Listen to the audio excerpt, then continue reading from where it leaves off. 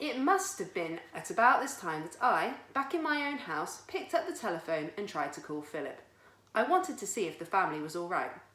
"Hello," I said. "Quack," said a voice at the other end. "Who is it?" I asked.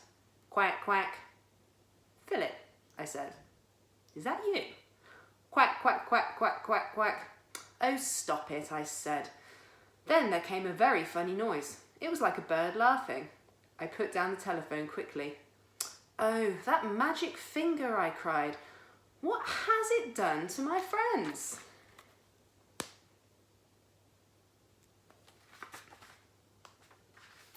That night, while Mr. and Mrs. Gregg and Philip and William were trying to get some sleep up in the high nest, a great wind began to blow.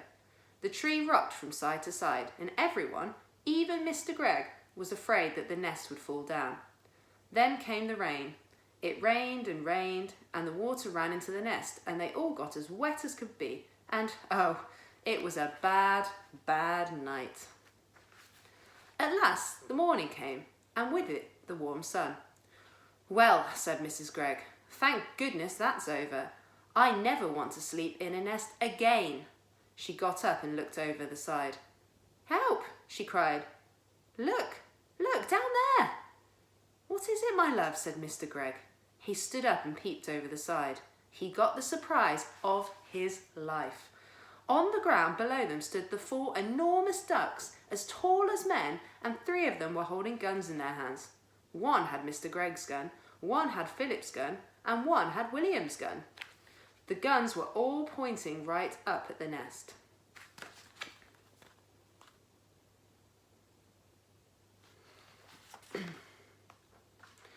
"No, no, no," called out Mr. and Mrs. Gregg, both together. "Don't shoot. Please don't shoot." "Why not?" said one of the ducks.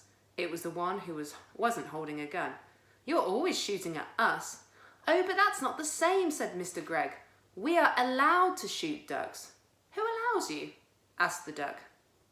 "We allow each other," said Mr. Gregg. "Very nice," said the duck. "And now we are going to allow each other to shoot you." I would have loved to have seen Mr. Gregg's face just then. "Oh, please," cried Mrs. Gregg. "My 2 little children are up here with us. You wouldn't shoot my children." "Yesterday you shot my children," said the duck. "You shot all 6 of my children."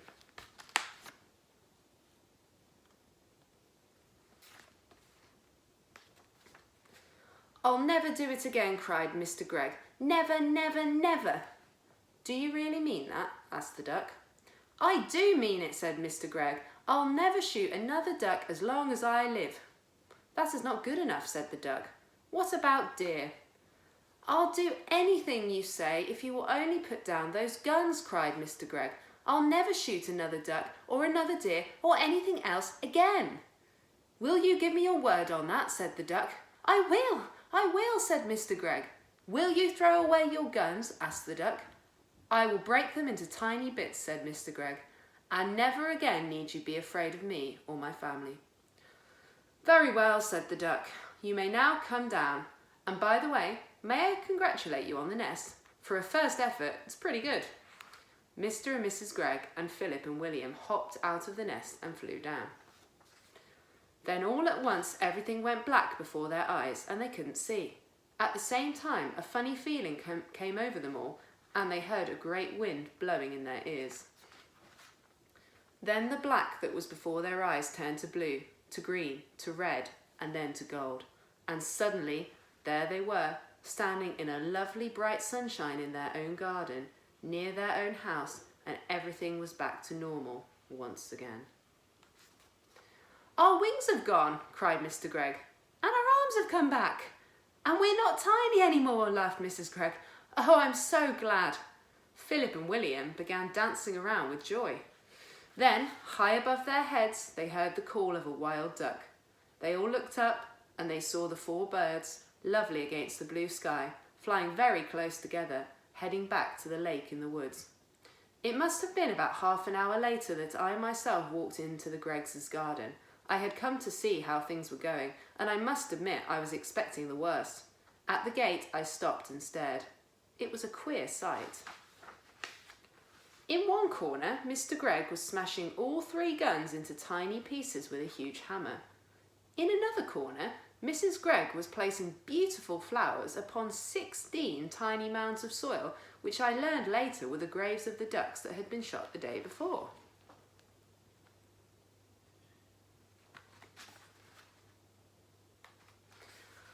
And in the middle of the yard stood Philip and William with a sack of their father's best barley beside them. They were surrounded by ducks, doves, pigeons, sparrows, robins, larks, and many, many other kinds that I didn't know, and the birds were eating the barley that the boys were scattering by the handful.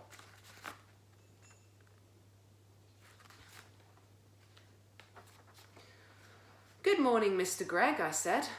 Mr. Gregg lowered his hammer and looked at me. "My name is not Gregg anymore," he said. "In honour of my feathered friends, I've changed it from Gregg to Egg." "And I am Mrs. Egg," said Mrs. Gregg. "What happened?" I asked. They seemed to have gone completely dotty, all 4 of them. Philip and William then began to tell me the whole story. When they had finished, William said, "Look, there's the nest. Can you see it? Right up at the top of the tree. That's where we slept last night." "I built it all myself," Mr. Egg said proudly. "Every stick of it."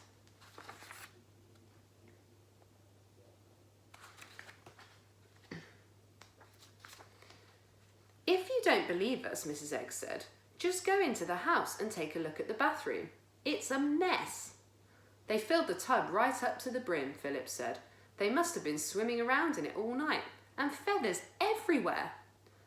"Ducks like water," Mr. Egg said. "I'm glad they had a good time." Just then, from somewhere over by the lake, there came a loud bang. "Someone's shooting," I cried. "That'll be Jim Cooper," Mrs. Egg said. "Him and his 3 boys. They're shooting mad, those Coopers are, the whole family." Suddenly I started to see red. Then I got very hot all over. Then the tip of my finger began tingling most terribly. I could feel the power building up and up inside me. I turned and started running towards the lake as fast as I could. "Hey!" shouted Mr. Egg. "What's up? Where are you going?" "To find the Coopers," I called back. "But why?" "You wait and see," I said. "They'll be nesting in the trees tonight. Every one of them." I hope you enjoyed that. I can't wait to see you all when we get back to school sometime soon. See you later.